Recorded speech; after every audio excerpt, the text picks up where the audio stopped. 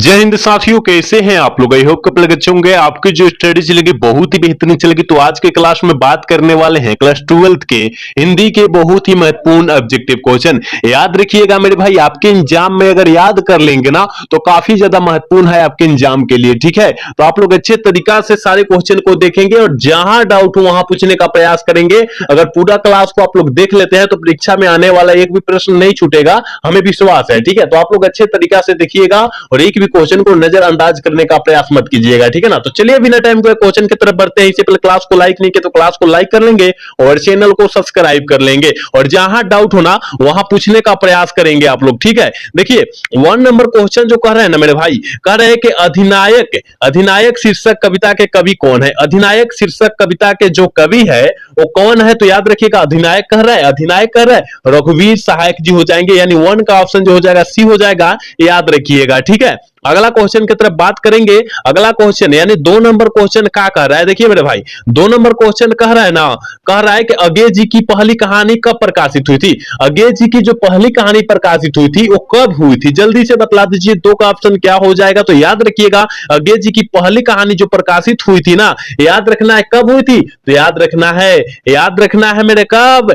याद रखिएगा 1924 ईस्वी में। याद रखना है, जितना क्वेश्चन हम लोग बतला रहे हैं बहुत इंपॉर्टेंट क्वेश्चन बतला रहे हैं, तो आप लोग सारे क्वेश्चन को याद रखने का प्रयास करेंगे और जहां डाउट हो वहां पूछने का भी प्रयास करेंगे आप लोग मेरे भाई। ठीक है, चलिए अगला क्वेश्चन यानी 3 नंबर क्वेश्चन कह रहा है ना, भगत सिंह को कांग्रेस तथा महात्मा गांधी ने मोहभंग कब किया। मोहभंग जो है कब किया, जल्दी से बतला दीजिए। 3 का ऑप्शन क्या हो जाएगा, तो आप कहिएगा कि सर हमें पता है कि 1922 ईस्वी में जो हुआ था ना, मोहभंग हो चुका था गांधी जी से। याद रखना है, जितना क्वेश्चन बतलाया जा रहा है आपके एग्जाम के पॉइंट ऑफ व्यू से काफी ज्यादा महत्वपूर्ण है। ठीक है, तो याद रखिएगा ऑप्शन सी वाला करेक्ट हो जाएगा। चलिए अगला क्वेश्चन की तरफ बात करते हैं। अगला क्वेश्चन यानी 4 नंबर क्वेश्चन क्या कह रहा है, देखिए मेरे भाई 4 नंबर क्वेश्चन यहां है आपकी स्क्रीन पर, कर रहा है ना कि प्रिंस क्रोम्पटन कौन था।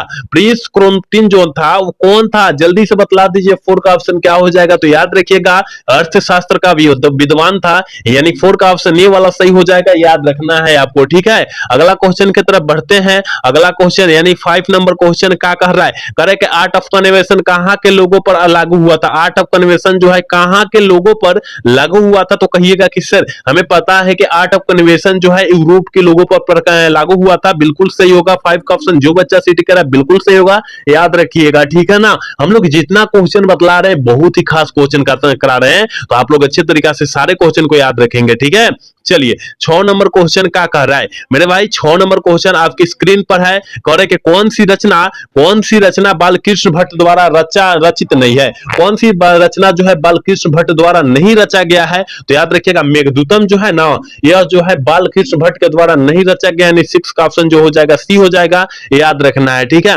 अगला क्वेश्चन की तरफ बात करेंगे यानी 7 नंबर क्वेश्चन क्या कह रहा है मेरे भाई, 7 नंबर क्वेश्चन कह रहा है ना कि उसने कहा था कहानी किस शहर का चित्रण हुआ था। उसने कहा था कहानी में जो है किस शहर का चित्रण है, तो आपको पता होनी चाहिए कि अमृतसर शहर का जो है उसने कहा था कहानी में चित्रण है, आपको याद होना चाहिए। ठीक है, 10 का ऑप्शन जो बच्चा ये टिक करा बिल्कुल सही होगा, याद रखिएगा। हम लोग जितना क्वेश्चन बतला रहे हैं वो सारे क्वेश्चन को याद रखिएगा। 8 नंबर क्वेश्चन देखिए क्या कर रहा है कि सूबेदार हजारा सिंह, करे सूबेदार हजारा सिंह के लड़के का नाम क्या था, और आपको भी पता है हमको भी पता है कि सूबेदार हजारा सिंह के लड़के का जो नाम हुआ था बोधा सिंह था, यानी 8 का ऑप्शन जो बच्चा ये टिक करा बिल्कुल सही होगा, याद रखिएगा। ठीक है, अगला क्वेश्चन यानी 9 नंबर क्वेश्चन क्या करे कि संपूर्ण क्रांति क्या है। सबसे पहले आपको पता होनी चाहिए कि संपूर्ण क्रांति पाठ के लेखक कौन है, तो याद रखिएगा जयप्रकाश नारायण जी है। लेकिन यह है क्या, ठीक है ना, तो यह एक प्रकार का भाषण है। ठीक है ना, यह एक प्रकार भाषण है और बहुत ही बड़का भाषण है, बहुत ही खतरनाक भाषण है। आप लोग जब पढ़े होंगे, आपके सर जी जब पढ़ाए होंगे तो आपका रोवा रोवा खड़ा हो गया होगा। ठीक है ना, क्योंकि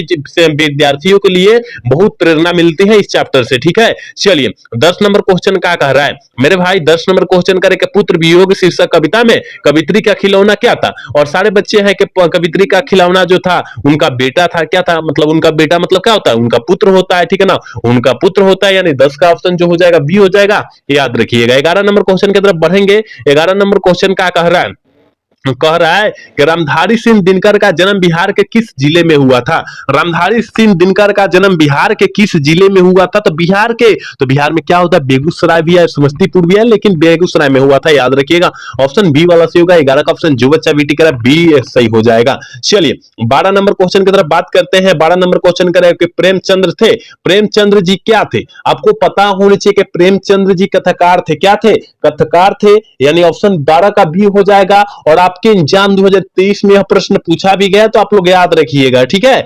चलिए 13 नंबर क्वेश्चन क्या कह रहा है ना, महेश्वर की पत्नी का क्या नाम था? आपको पता होनी चाहिए कि महेश्वर की जो पत्नी थी उनका नाम क्या था, ठीक है। तो याद रखिएगा मालती था। क्या था? मालती था। आप लोग पढ़िएगा, क्वेश्चन पढ़ के तब टिक आउट कीजिएगा, क्योंकि देखिए थोड़ा सा अगर थोड़ी सी नाम में डिफरेंट होगा ना तो आंसर भी गलत हो जाएगा, ठीक है। तो आप लोग पढ़ के मारने का प्रयास करेंगे और सारे क्वेश्चन को पढ़ेंगे, उसके बाद आंसर को टच करेंगे, ठीक है ना। नहीं तो बिना पढ़ ले आंसर को मारेंगे तो गलत हो जाएगा। तो आपको बिना पढ़ ले आंसर नहीं मारना है। और 14 नंबर क्वेश्चन आपके स्क्रीन पर है। करे कि भगत सिंह के पिता सरदार किशन सिंह तथा चाचा अजीत सिंह किसके सहयोगी थे? किसके सहयोगी थे? तो आप कहिएगा कि सर हमें पता है कि यह जो है लाला लाजपत राय के क्या थे, लाला लाजपत राय के क्या थे? सहयोगी थे, याद रखिएगा। 14 का ऑप्शन जो बच्चा बीटी कर रहा है बिल्कुल सही होगा, याद रखिएगा। 15 नंबर क्वेश्चन की तरफ बात करेंगे और 15 नंबर क्वेश्चन करे कि पुंडलिक जी कौन थे? और यह 2023 में प्रश्न पूछा गया है। यह 2023 में प्रश्न पूछा गया है कि पुंडलिक जी कौन थे? तो याद रखिएगा भितिहरवा से बुलाए गए शिक्षक थे।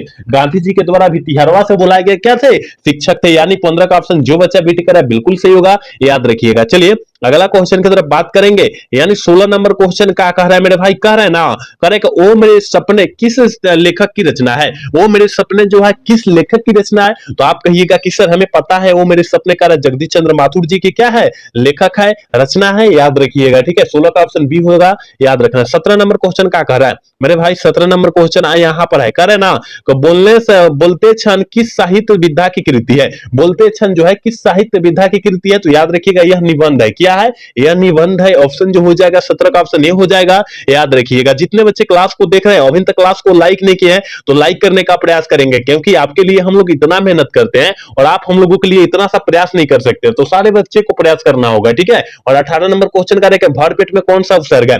भरपेट में कौन सा उपसर्ग है? तो देखिए भर जोर पेट, भर जोर पेट जो पहल का होता है उपसर्ग होता है, लास्ट वाला प्रत्यय होता है, ठीक है ना। तो यह उपसर्ग हो जाएगा, ठीक है। तो भर जो हो जाएगा उपसर्ग हो जाएगा, याद रखिएगा। उपसर्ग प्रत्यय पहचानना बहुत आसान होता है, ठीक है। चलिए 19 नंबर क्वेश्चन करें कि सिपाही की मां शीर्षक पाठ में मुन्नी की उम्र कितनी हो गई थी? मुन्नी की उम्र जो है 14 वर्ष हो चुकी थी और 14 वर्ष में उनकी शादी भी तय हो चुकी थी, ठीक है, याद रखिएगा मेरे भाई। चलिए तो ऑप्शन क्या हो जाएगा? इसका सी हो जाएगा, याद रखना है। फटाफट सारे बच्चे आंसर को टिक आउट करेंगे और देखने का प्रयास नहीं करेंगे, क्वेश्चन बार बार देखने का प्रयास मत करेंगे, क्योंकि क्वेश्चन को पढ़ने का और समझने का प्रयास करेंगे, ठीक है ना। देखने का प्रयास नहीं करेंगे, पढ़ने और समझने का प्रयास करेंगे, तभी ना आप क्वेश्चन को जो है टच कर पाएंगे, आंसर को टच कर पाएंगे। तो आप लोग सारे क्वेश्चन को अच्छे तरीका से देखेंगे, ठीक है। करें कि नामवर सिंह का जन्म कब हुआ था? नामवर सिंह का जो जन्म हुआ था वो कब हुआ था? तो याद रखिएगा 28 जुलाई। क्या 28 जुलाई और 1927 ईस्वी में हुआ था, ठीक है ना। अभी जुलाई का मौसम भी चल रहा है और जुलाई में भी हुआ था, ठीक है ना। ऑप्शन डी वाला करेक्ट हो जाएगा,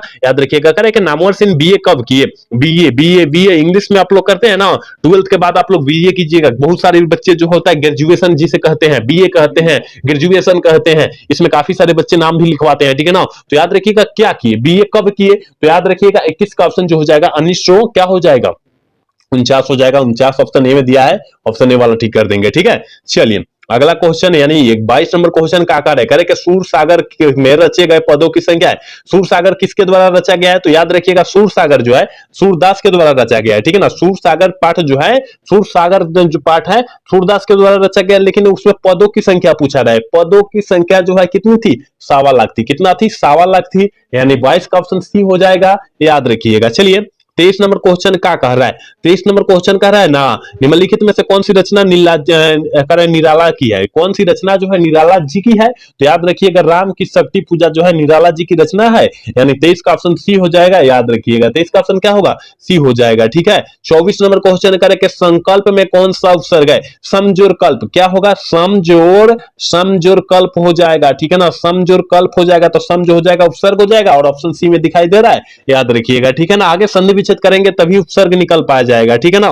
कह रहा है कि अर्थ का विशेषण क्या होगा, अर्थ का विशेषण जो होता है आर्थिक होता है। क्या होता है, अर्थ का विशेषण जो होता है आर्थिक होता है, यानी 25 का ऑप्शन सी हो जाएगा, याद रखिएगा। 26 नंबर क्वेश्चन क्या कह रहा है मेरे भाई, कह रहा है ना कि नमक का विशेषण क्या होता है, नमक का विशेषण क्या होता है, जल्दी से बतला दीजिए। आपको पता होने चाहिए कि नमक का विशेषण नमकीन होता है। क्या होता है, नमकीन होता है मेरे भाई। ये सारे क्वेश्चन याद रखिएगा। भारत का पूछेगा भारतीय मारिएगा, इतिहास का पूछेगा ऐतिहासिक मारिएगा, जात का पूछेगा जातीय मारिएगा। ये सारे को याद रखिएगा क्योंकि सारा आपके एग्जाम में यह प्रश्न आया हुआ है, ठीक है, जितना हम लोग बतला रहे हैं, ठीक है। चलिए 27 नंबर क्वेश्चन करें कि हिंदी भाषा में वचन कितने प्रकार के होते हैं। हिंदी भाषा में जो वचन होते हैं ये दो प्रकार के होते हैं, एक वचन बहुवचन, ठीक है, याद रखिएगा।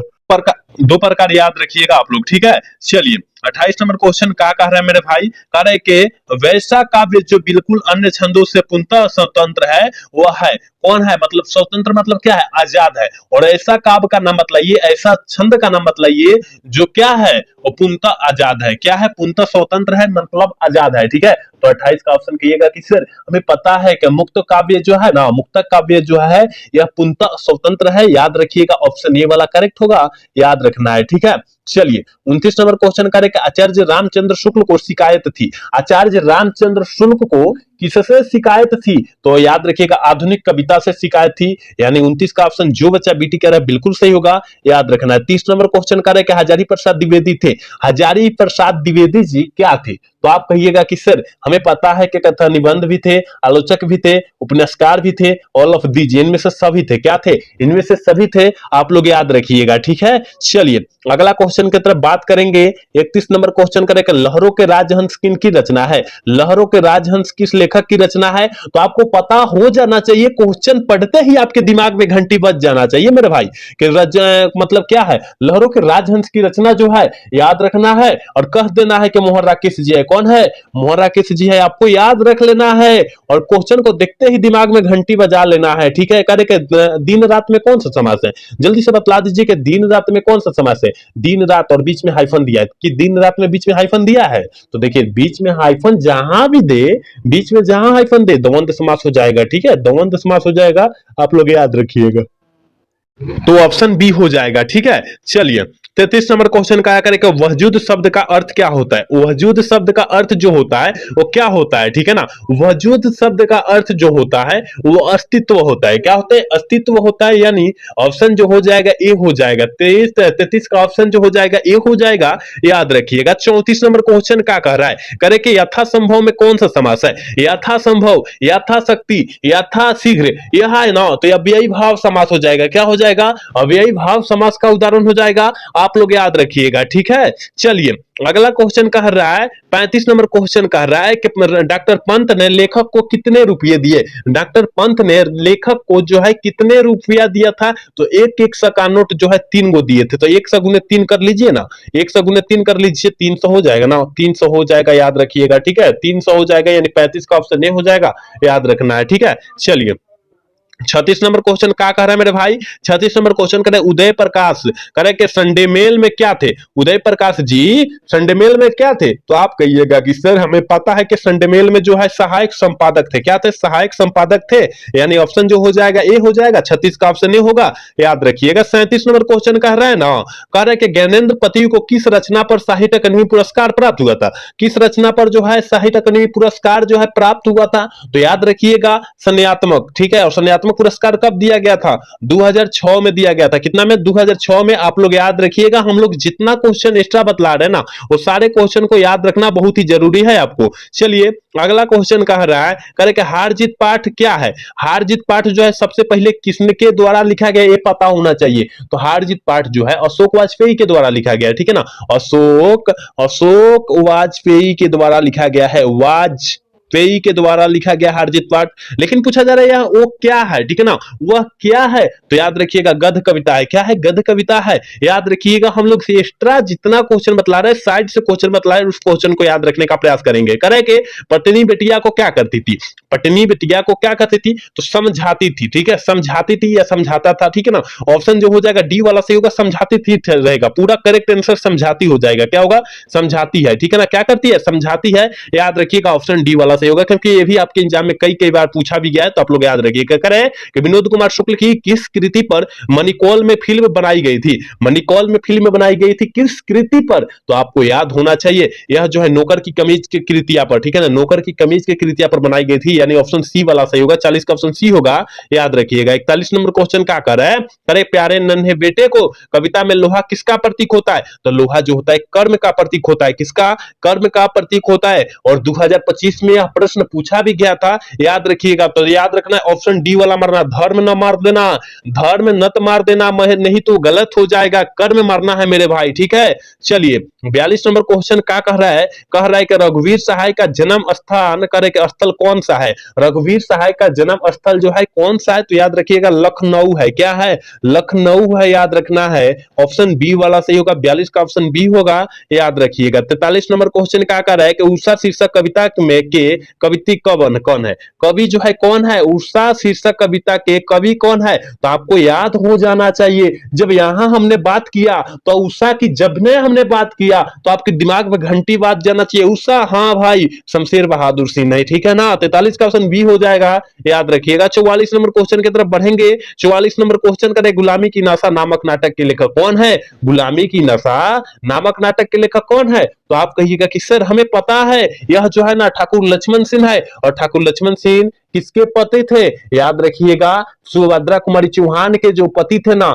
ठाकुर लक्ष्मण सिंह थे, आप लोग याद रखिएगा, ठीक है। चलिए 45 नंबर क्वेश्चन करें, भूषण का जन्म कब हुआ था? भूषण जी का जो जन्म हुआ था वो कब हुआ था? तो आप कहिएगा कि सर 1613 ईस्वी में क्या हुआ था? जन्म हुआ था, याद रखिएगा। ऑप्शन जो हो जाएगा ए हो जाएगा, याद रखना है, ठीक है। चलिए अगला क्वेश्चन करे कि भूषण की कविता में कौन सा रस पाया जाता है? भूषण जी की कविता में कौन सा रस पाया जाता है? और हमने सारे क्लास में यह क्वेश्चन बतलाया है और इसका आंसर भी बतलाया कि वीर रस पाया जाता है। तो वीर रस कहां दिया है? ऑप्शन बी में दिया है, ऑप्शन बी वाला सही कर देंगे, ठीक है। 47 नंबर क्वेश्चन कह रहा है कि लीड वेस्टर किसमें विश्व शिक्षक के रूप में देखते हैं? किसमें देखते हैं? लीड वेस्टर जो है किसमें जो है विश्व शिक्षक के रूप में देखते हैं? तो जय कृष्ण मूर्ति में देखते हैं। किसमें? जय कृष्ण मूर्ति में देखते हैं। और जय कृष्ण मूर्ति का पूरा नाम जो होता है जीतू कृष्ण मूर्ति होता है, आप लोग याद रखिएगा। 48 नंबर क्वेश्चन करें कि सुरक्षा कहां हो सकती है?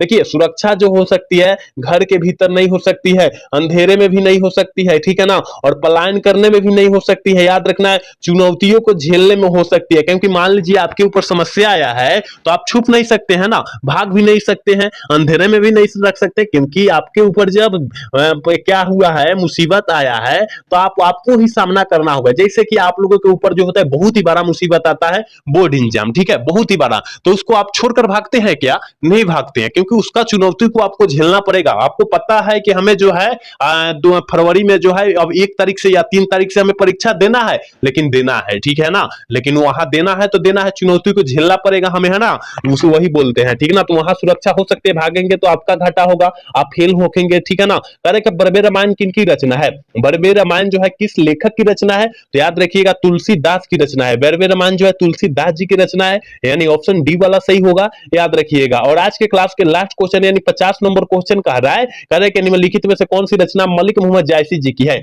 कौन सी रचना जो है मलिक मोहम्मद जायसी जी की है? तो आपको पता होनी चाहिए कि पदावत जो है मलिक मोहम्मद जायसी जी की रचना है। लेकिन यहां पर मेरे भाई अगर पदावती आए ना, तो पदावती आएगा तो बालकृष्ण भट्ट मार देना, लेकिन पदावत आया है तो मलिक मोहम्मद जायसी जी मारना है, और पदावती आए ना तो याद रखना है बालकृष्ण भट्ट मार देना है। देख लीजिएगा आकार हर सही के लिए गड़बड़ हो जाएगा, ठीक है, तो ध्यान से लिखकर इसको याद कीजिएगा, ठीक है ना। तो हमने 50 क्वेश्चन काफी बेहतरीन तरीका से बतलाया है, उम्मीद करते हैं आप अच्छे तरीका से देखा होंगे तो सारे क्वेश्चन समझ में आया होगा, ठीक है ना। और सारे क्वेश्चन को बेहतरीन तरीका से देख लीजिएगा, क्योंकि आपके एग्जाम में आने वाला एक भी प्रश्न नहीं छूटेगा अगर आप लोग देख लेते हैं, ठीक है ना। तो सारे क्वेश्चन को बेहतरीन तरीका से देखने का प्रयास करेंगे, ठीक है। तो आज का क्लास जो है कैसा लगा? अगर अच्छा लगा होगा तो चैनल को सब्सक्राइब और वीडियो को लाइक करना तो भूलिएगा। मिलते हैं अगला सेशन में। जय हिंद, जय भारत।